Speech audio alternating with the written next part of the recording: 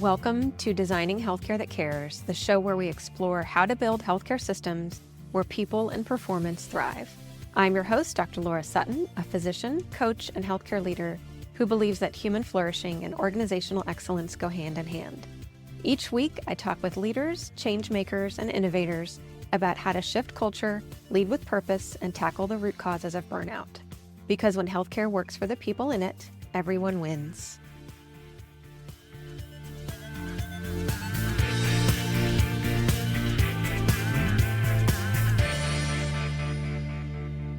Welcome to the podcast. I'm super excited to have my guest on today, Dr. Ruth Mannschreck. Welcome to the show, Ruth. It's good to have you. Thank you, Laura. I'm very excited. This is a great audience to speak to. I can't wait. Thank you. So let me introduce you and read your bio. So Dr. Ruth Mannschreck is a dentist, a business strategist, and founder of Shoreline Strategies LLC. Has over 30 years of experience in private practice. After a life-altering experience with her daughter's NICU stay, she reimagined her business, reducing her hours while boosting revenue. We definitely want to hear about all of that. This shift inspired her to develop a streamlined business model centered on efficient systems, high-performing teams, and a thriving company culture. Now, through her transformative programs, Business Lifestyle by Design, and Prep It to Sell, Dr. Ruth helps entrepreneurs build scalable businesses and unlock their full potential, ensuring they sell for maximum value when the time is right. So awesome to talk about all those things. Yay. Yeah. So it wasn't, go ahead. Being a coach wasn't actually something that I aspired to in the beginning. I'm a dentist. I started my practice from scratch. We had 2 little boys. I was practicing full-time, 5 days a week. And then my daughter was born. She had a very traumatic birth, and she was in NICU for almost 6 weeks. When she came home, she had to see 8 different doctors every week. And even with my husband helping, there was no way to make that work. So I went to my team and said, we have to shrink what we do in 5 days down to 2.5. And we did it. And I always want to give my team a huge amount of credit for what happened. They were phenomenal. So it's not like Dr. Ruth knew exactly what to do. It took us almost a year, but we together figured out how to make everything run. We got back up to our revenue level in a year. And then we grew it after that, but we never went back to 5 days a week. We always stayed at the 2.5 because once you can do that, it's just like, why? So that's how we got started. My building where my practice was is all full of docs of different sorts. And the fellow next door was a dentist, and he stopped me in a hall and he said, Ruth, what are you doing? He said, you're never here, but your practice is running, your team is handling everything so well. What are you doing in there? And he actually became my first coaching client, and I taught him all the things. We have this little list of 5 different areas in your practice that need to be addressed in order to have a business owner not work so many hours. And it's not like everybody wants to cut their hours in half, but boy, you could get yourself an extra day away from the office and not take a hit on productivity or your team satisfaction. That it's been very, very helpful for people. So I'm thrilled to share this information. Yeah, I can tell. I can just sense that energy from you. I can see it and feel it. Something that's so interesting to me that you said, and I know you work with a lot of physicians. So I'm curious, this kind of contrasting physicians and dentists a little bit. I want to get your thoughts. Sure. So you had this traumatic, this life event happen where it required so much time from you, and you realized I can't work 40, 50, 60 hours a week any longer. Right. So you went to your team and said, we've got to make this happen. What I hear in that is, or I guess what I don't hear, what I hear in a lot of physicians is, oh, I could never do that, or that'll never work, or I don't have the right team, or I don't have the right people, or nobody's done that. I can't do it. Who am I? All these doubts that we tell ourselves. And so I'm curious, is that something that you glossed over in telling the story? Did that come up for you? You Take us know, back there. actually, I think that I'm not a courageous person, and I would never have attempted this if I hadn't been up against the wall. I think I didn't have time to be afraid or to have the doubts of, oh, my team's not going to want to do this. Nobody's done this before. I didn't have time for any of that. This had to work. Yeah. So one of the little details is I had just taken out a loan to redo the inside of my office. So it wasn't like I could just set my practice down and walk away because I had big responsibilities. Timing is everything. And so it was like, it was just this incentive. There was no question of all those doubts that you listed. I had no choice. We had to make this work, Yeah. and it's a whole different incentive than just worrying about what's my team gonna think if I try to do that. What are my patients gonna think? We just did it. We just Yeah. had to do it. You had to. You were forced into this. And Yeah. the other thing that I didn't hear is this, again, I'm making a generalization, but as physicians, a lot of times we struggle with asking for help. Oh, And you gave so much credit to your team, and you went to your team, and what it sounded like was this team approach. How do I make this happen? How can we do this together rather than right. feeling like, oh, how am I going to do this? Or feeling like you have to do it all Hmm. yourself. So was that coming up That for you a lot too? that was a huge thing for me because I'm really old and when I was learning how to be a leader, it was very much a top-down way of leadership. Yeah. I'm the boss because I have knowledge. I know how to do things. I know how it has to be done. And you will do exactly as I tell you. And the more you do it well, the more I'm going to like you and help you, you know? And today's people, young people are not interested in that at all. And I could see immediately that that was not going to work. That was not, I didn't know how to do it. I had some ideas. Um, I had seen many practices and how they work, how they run. Um, but I knew that I couldn't come from a top-down position. And that was one of the best leadership decisions I ever did, was the authenticity of just saying, I don't know how to do this. We're going to figure it out together. If you Yeah. want to play in that sandbox, please stay. If you don't, I understand and I'll help you go wherever you want to go. But the rules have all changed in our Yeah. practice. Yeah.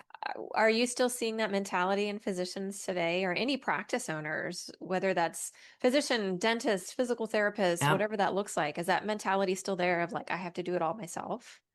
Yes, very much so. In fact, um, I'm doing research for a new program that I'm launching, and so I've been surveying hundreds of practice owners and asking about, um, do you feel like you have to work too many hours? And across the board, I hear people say, but I'm always going to have to work too many hours. I said, have you ever read a book on how to not work so many hours? And I had some owners tell me, well, no, I'm always going to have to work. I mean, it's just a given Yeah. that as professionals, we have to run the ship. We have to be there until the cows come home. And it's like in our brains that that's what's supposed to happen. And I'm so grateful that we came up with a way to not live like that anymore. Yeah. Yeah. And again, I mean, this was a decision that you, like you said, you had to make it. Um, I hear from so many practice owners and physicians that it makes me wonder, like, if they had to sit and wrestle with it, if the decision wasn't made for them, how long Sure. would it take them to come to that realization, like, oh, I can ask for help, or I Yeah. can, I don't have to Hmm. do everything myself. And so, And it's yeah. interesting because I have had um, the people that reach out to me from a practice are actually the team members and say, our doc needs what you're doing. Please help us figure out how to talk her into doing this or talk him into. It's even team members realize that we have it just a little bit wrong, or not maybe the most helpful. Hmm. That it's so easy to get into burnout and overwhelm and all those things that make life less joyful. I love the way you speak of joyful in the podcast that I've listened to. And a lot of people don't even think of that as being part of what they get to do as a practice owner. Right. Yeah. It's like, at least I know I felt like this for a long time, and I've seen this in my clients and colleagues is at least again, I'll speak for me. I Sure. didn't feel like that I deserved it as much as I saw Yeah. other people doing. And so, Mm-hmm. um, yeah, and I hear that from some people. It's like, well, other people get to do that, but I don't. I have to put my nose to the grindstone and work 60, 80 hours a week, Mm-hmm. um, and yeah, it's very, very pervasive. Yep. Dentistry is coming out of an era of being a good old boys club, Mhm. and there still is very much a feeling of this is what I did to get to the top of my practice and my where I am in my community. Mhm. And so that's what you're going to do too. Yeah. Yeah, the model of dentistry of a lot of independent practices versus huge health systems is it's Yeah, just it's very different. I mean, we're trained in a clinical way that's very similar, hands-on, and then book very. learning and all of that. Mm-hmm. But then the practice model when we when we diverge in that way is so different. So Mm-hmm. I don't see a lot of dentists in this space, and so I love what you're doing. It's very, very cool. I think it's very transferable to so many professionals in private practice. So I have clients that are attorneys and veterinarians Yeah. and chiropractors. We all are in the professional space, and we have these aspirations that have been shaped by our colleagues in our communities. And it doesn't always give us the opportunity to choose, I want to do it this way because this is what success looks like to me. Yes. Yeah. So tell us about that journey, what that was like for you, and then we definitely want Hmm. to spend a lot of time giving some tips and advice to Sure, folks about how sure. to work fewer hours. I think Hmm. any of us would sign up for that. Yeah. Because one of what I learned from this whole journey is that most of us, when we get overworked, when we're working too many hours, we immediately think, I'm not good at time management. And so we jump into that world of I need to manage my time better. And I have this opinion that there's no such thing as time management. Time is this ethereal thing that we created to help us talk, but we don't manage it. We have no control over time. What we want to manage, and we just don't realize, is our behavior, Hmm. our team's behavior, our patient's behavior. So what I help people do is learn to manage behavior. And we have like 5 different areas in the practice that need to be looked at from that point of view of, for example, probably the biggest thing that we have people practices look at is your operating systems. Hmm. You know, anytime you want your business to run more smoothly, you're going to need to look at your systems. You know, and the first system I encourage people to look at is what I call your patient journey. So it's what happens from the first time someone answers the phone. How does that conversation go? What are the goals of that conversation? Not just you need to get this information and this information, but how do you want your patient to feel when they're in that phone call? What do you want them to experience? How can you create a winsome experience for a patient that very first phone call so that they say, whoa, this is where I belong. I want to be right here. And Yeah. then, so what happens after that initial intake? You get information, then there's scheduling, then there's, all the steps that go into um, all the diagnostic stuff, all the treatment plan design, all of those things until in dentistry, we get to the final step is what we call recall, getting people into a system where they come in every so often. So each profession has their own version of that. But to document that whole process and have really great tasks listed for each thing. It's a very organizing kind of exercise to do with your team. Hmm. And that's where we always start, because usually it's the systems that are sort of in place, but they're not always used. And some people are better at this and other people are not so good at that. And nobody really wants to do collection phone calls and all those things, but we have it all spread out. And that's the first place we have people look when you're trying to make things more efficient, is to look at the systems you have in place or don't have Yeah. in place, you Yeah. know? I definitely want to dive into that, but just to go back to what you said about time management. So, Uh-huh. my book, Purposeful MD, that came out last year, is very focused on this. I started out writing the book thinking I was going to write a book about time management. Mm-hmm. And as it started to come together, and I was working with clients who came to me and said, I really need help with time management. That's not what they need help with. Because I'm working with professionals, and you didn't get to be a professional without learning how to manage your Yes. time, quote unquote, Yeah. right? Right. So it's about, and I love what you said about managing behavior and other people's behavior, the which that's so brilliant. And I hadn't thought about that. What One of the things that I say in the book is it's really about managing your energy, because Mm-hmm. how do we, we do all have the same 24 hours in a day. We don't all have the same resources and lifestyle and all those types of Mm-hmm. things, but how we spend that time is a reflection of our values. It's a reflection of our priorities. Mm-hmm. It's a reflection of how much energy we have. And so it's not about like, oh, well, I want to create another 30 minutes in my day so I can go work out or cook dinner. It's like, okay, sounds like that's what you do, is we got to back this way, way, way up to, Mm-hmm.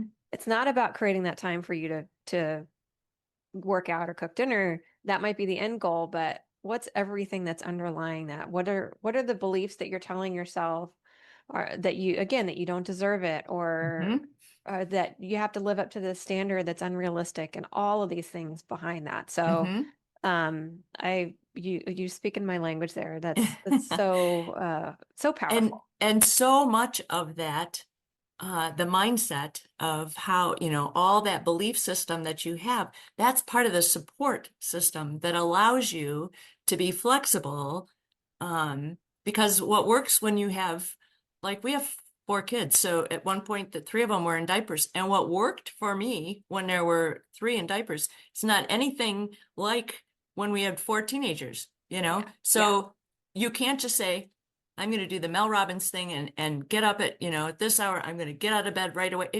You need something that works for you and is flexible Yes. based on where you are in your life at that moment, Yes. you know? Absolutely. Yeah. Yeah. Couldn't agree with that more. So when you start, just again to go back into so you start with the system, like, Hmm. and it sounds very patient centered, what you're talking about. What's the patient's point of entry when they pick Absolutely. up the phone? What do they experience? How do they feel? And then what's their journey along the Hmm. way? And because that's really what the practice is there for, is to take care of the patients. But they probably, and I've seen this so many times. I've been involved in so many process improvement projects where we're doing process mapping and all of Hmm. this, and um, just realizing how disparate a lot of systems are and processes and tasks. Hmm. And well, why do we do this? Well, it's because I was taught this way, and the person who trained me is no longer Sure. here, and all of these things that get Hmm. passed down. And really, let's just get it all out, and let's understand what's the object of this task. Where does it fit in to the bigger picture? And so that, again, it sounds like that's a lot of what you do with getting into the operations. So you start with bare bones operations, but adding the patient experience right at the beginning, Mhm. while you're designing your systems, keeps you from having to, because if you only teach your team the technical tasks that they have to accomplish without saying, here's how I want them to feel. Here's what Right. I want them. You're going to have to do that for the rest of their time as your team member. They're going to do the task perfectly, but they didn't think about the patient. They didn't, so I just front load all of that and say, otherwise they're gonna run to you with a question about how do I handle Mrs. Jones because she can't pay her. But do you know what I mean? Right. So to avoid further the doc being the bottleneck because everyone is lined up outside my office, Mm-hmm. we build those expectations right into the process right at the beginning. And actually, our next step is in these 5 things is communication, because that's also a piece that people forget when they set up this beautiful system, but they haven't plugged in where does one piece connect to another? How do people talk? Um, in the business world, we call them silos. You have a marketing silo and a sales silo and a delivery silo, and they don't talk to each other. If you've ever seen a silo on a farm, they connect up at the top. Mm-hmm. But in a business, you don't want silos, but when you have those departments, you want them connecting and communicating all the way up and down. Yeah.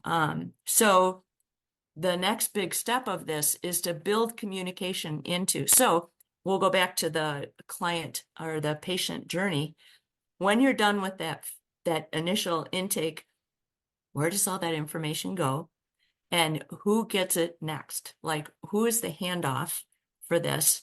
Where do I store the information so anybody can reach it without asking me questions? It's all there somewhere. Mm-hmm.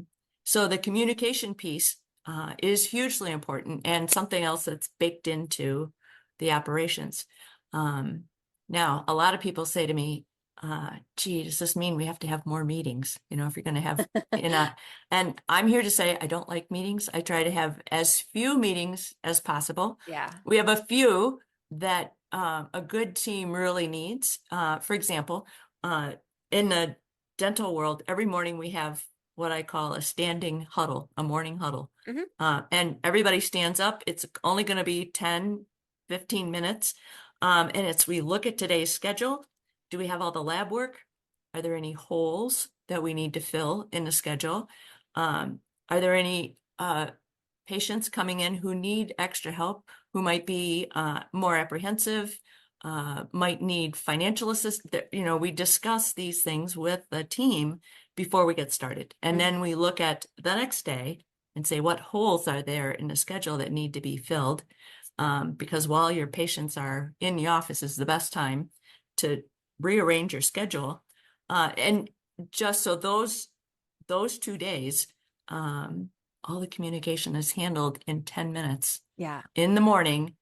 And everybody is, I know what everybody's doing. I know who might need an extra hand because Mrs. Smith is terrified to get her crown done, Yeah. So there's always, everyone knows what other people are anticipating in their day.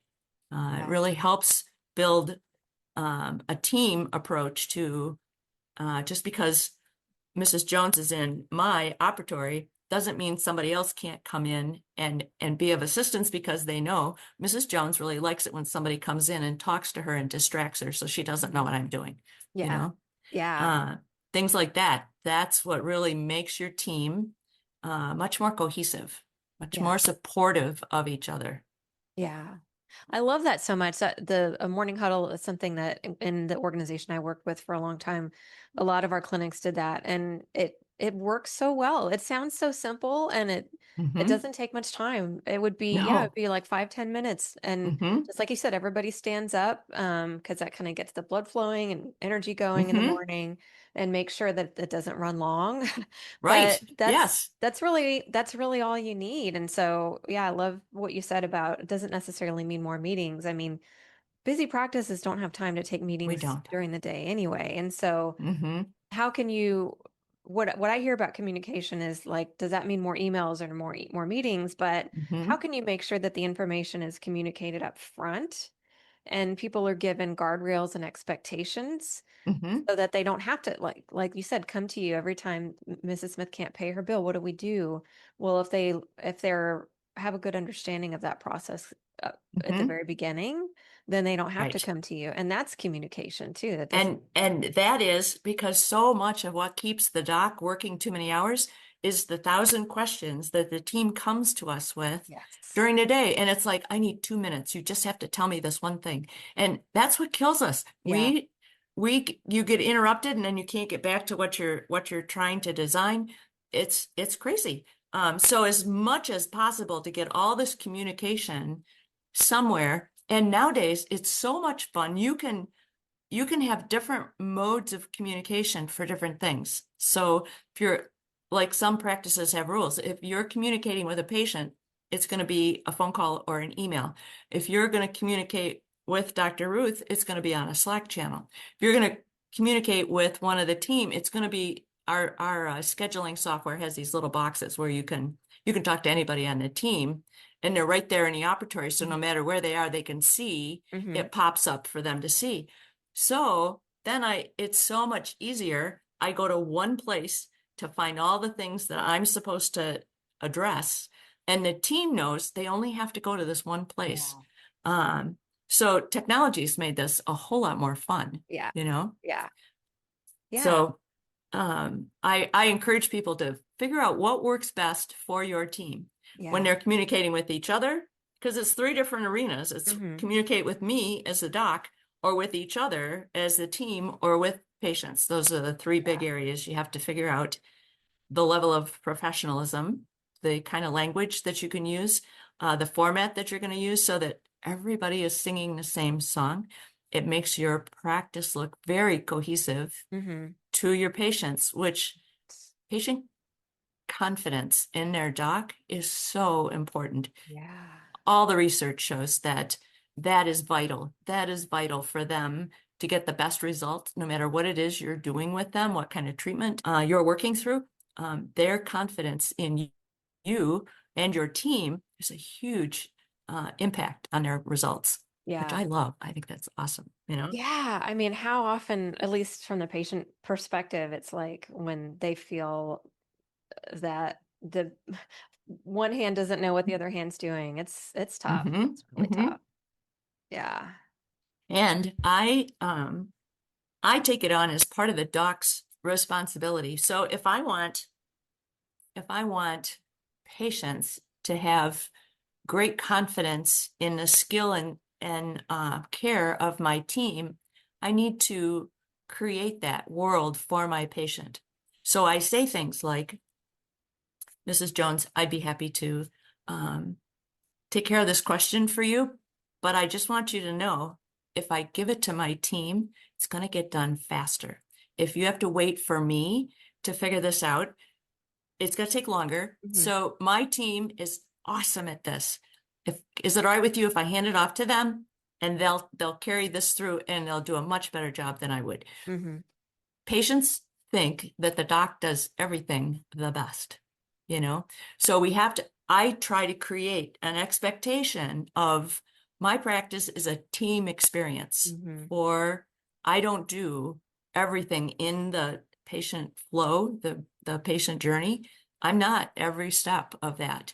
And I tell the patients that right at the beginning, so they are not shocked by like, why isn't the doc explaining financial arrangements to me? Hmm. You know, because I'm Right. not good at that, Yeah. you know, and I don't want to. Yeah. So, but all of that we need to create the expectation that our team is wonderful and Hmm. they're better at than the doc is in their various areas, you Hmm. know. Yeah. And I think if we don't, we handicap our team members because there isn't that setup from the doc. You know, Yeah. I think that's very important, Yeah. that we support our team verbally, loud and long, all along the patient journey. Yeah. Yeah, and that's empowering for the team too Yeah. when they hear that. Yep. Yeah, I worked in with the Studer group for a while, and that's part of their ADET. You know, the tool Hmm. that they train on is really talking up the people on their Right. team and making sure that they are aware how magical the team is and how skilled Hmm. they are and competent they are. Right. Yeah. And so the next phase Yes, I was going to ask you. in our project is actually to have a very high performing team. So um, that means when we were fixing our practice, we had to come up with a whole different hiring process. Mm. We had to have self-directed people. We switched from, in dentistry, there's a big lack of talent as far as it's hard to find chairside assistants, it's hard to find hygienists. And so therefore, dentists spend all their time looking for chairside assistants who have the technical skills that they need. And we had to flip that completely on its head. We started looking for the personality and the core values Mm-hmm. that were important to us. Because I can teach anybody how to make a temporary crown, but I can't teach them how to be compassionate, how to Yeah. be soft spoken, how to be caring, how to listen. They have to come with that package. Do you know what I mean? So Yeah. we completely changed how we hired people. And yes, we did testings for skills and all of that, Mhm. but that was way down the road. We had Right. to start with what kind of personality would fit with the rest of the team, with our practice culture. Mm-hmm. So all of that was a big flip for us. And we lost some team members when we did that, because we said we have to make changes. Yeah. I know you're wonderful at this, but you can't be a prickly pear. Yeah. It was sort of annoying before. Now it's absolutely Yeah. essential that you not do that. Yeah. you know? Yeah. So, Oh, so important.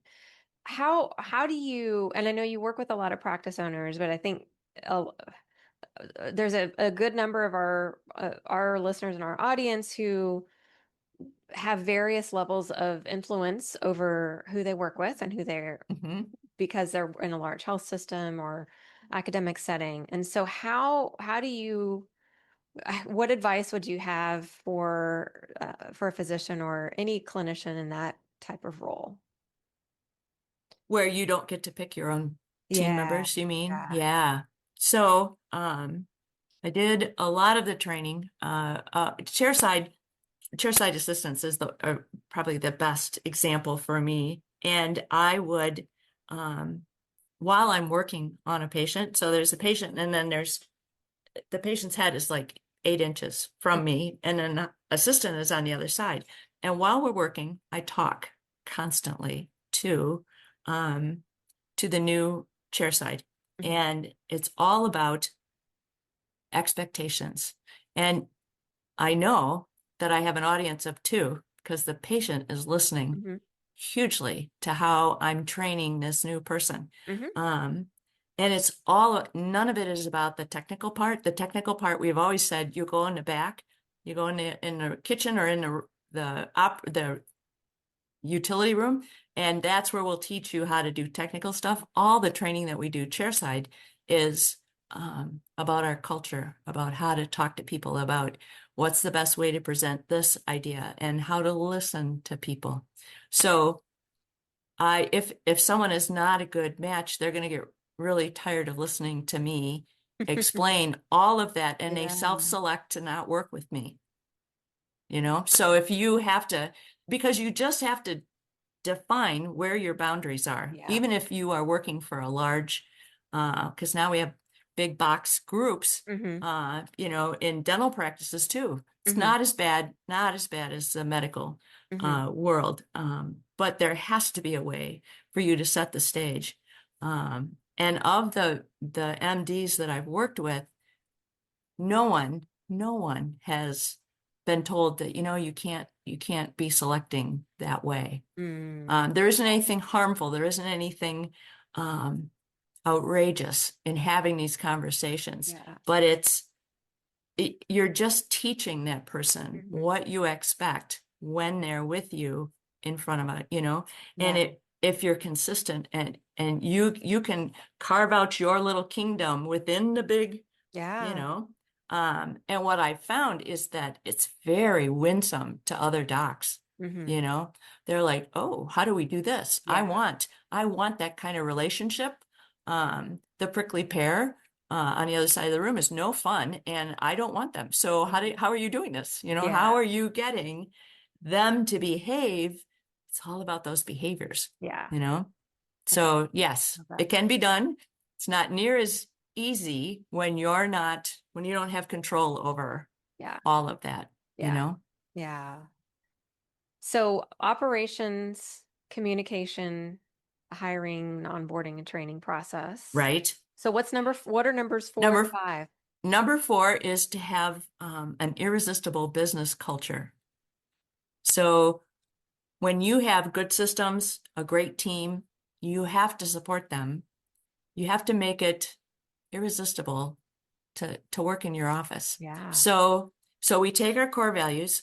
People people have really bad ideas about core values because a lot of times business owners will pick 5 good sounding words, big words, and put them on a plaque and say those are our core values, and they never talk about them. They never Hmm. look at them again. So I still love core values. I love core values. That makes my heart sing. And we've turned our core values into behaviors so that I can look at a team member and say, you did a great job today because I watched you demonstrate integrity with Mrs. Jones when Hmm. you did this. Yeah. In fact, we have contests in our office for team members to catch each other living out our core values in behaviors, and they catch each other. So the we have 2 awards, one for the person that demonstrated the behavior, and another award for the person that caught him doing it. So that it the problem with core values is nobody knows what does integrity look like Hmm. besides being nice and fair. What does it look like? Yeah. So you put 4 or 5 of those words together, and then you break it down with your team and say, this is what working smarter, not harder, looks like in Mm. my practice, Yeah. and help them. And we do have team meetings. I have 3 kinds of meetings, and a team meeting once a month or whatever regularity you want, but a time to continually review. These are the core values, and this is what the behavior looks like. You don't have to go through all of them, but if you pick one core value, go over it once a month and say, so where could we plug this in? What's another way to demonstrate our core value of being efficient or being frugal, whatever they are? People have all kinds of core values, and that's wonderful. I love how owners put their heart into their practice. Yeah. And core values is a great way to describe that to your team. And it helps your team self-select. Like, yes, I want to live in a world where that's important, you know? And they can decide, no, that's not how I want to go to work. I just want to show up and do as little as possible and go home. Yeah. Um, but you just need to engage your team members uh, in a supportive environment, culture that makes them want to come and work, you know? Yeah. So important. Hugely important. Yes. Um, and the culture also teaches them how to communicate with each other. So Hmm. we're talking about the Yep. communication. So our team, I want them to look, it's like a triangle Hmm. of the doc, the team, and the patient. And right in the middle are your core values. So before they come to me and say, Mrs. Smith is a problem, I want you to sit down and think about the core values. How could you answer the question you have based on our core values? Hmm. So it's another way to keep people from lining up outside my door, Yeah. you know? Yeah. And it gives people permission, your team members permission to use their brains, to think, to solve problems. Yeah. It's not all about what does Dr. Ruth want? It's what's the best thing for this patient based on Hmm. our core values, on how we do things. So now you really have engaged team members, and that is so good for retention. Yeah. You know, retention is tough in my industry. It's very hard to get hygienists to work more than 10 hours a week and to keep them longer than when their kids are in elementary school. So Yeah. it's a challenge. So you really have to create something that people want to be part of, Yeah, that's so cool. you Well, know? yeah, yeah, I love that. And definitely, I know we're coming up on our time, but we got one more, so I want to hear it. Okay. Okay. So the last one is you need great leadership. You Yeah, need, you really need to step in, step up, and grow your team members. This is where I get the biggest pushback from my own colleagues, because I feel a huge responsibility to these people who are promoting my goals, my success. They're the ones that are helping us get there. So I want to help them grow. I want to help them grow as a person. I want to help them grow as a chairside assistant. And I want to help them grow. Like, what do they want to do with the rest of their lives?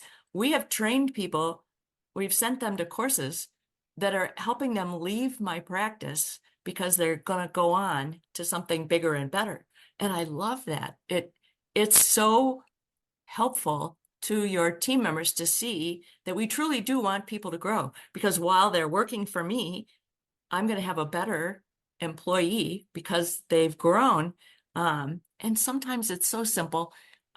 Sometimes like one fellow, we just taught him how to balance his checkbook.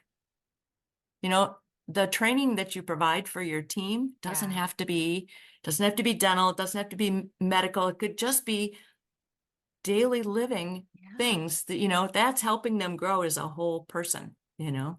Um, and I already talked about how I was raised on the top down kind of leadership.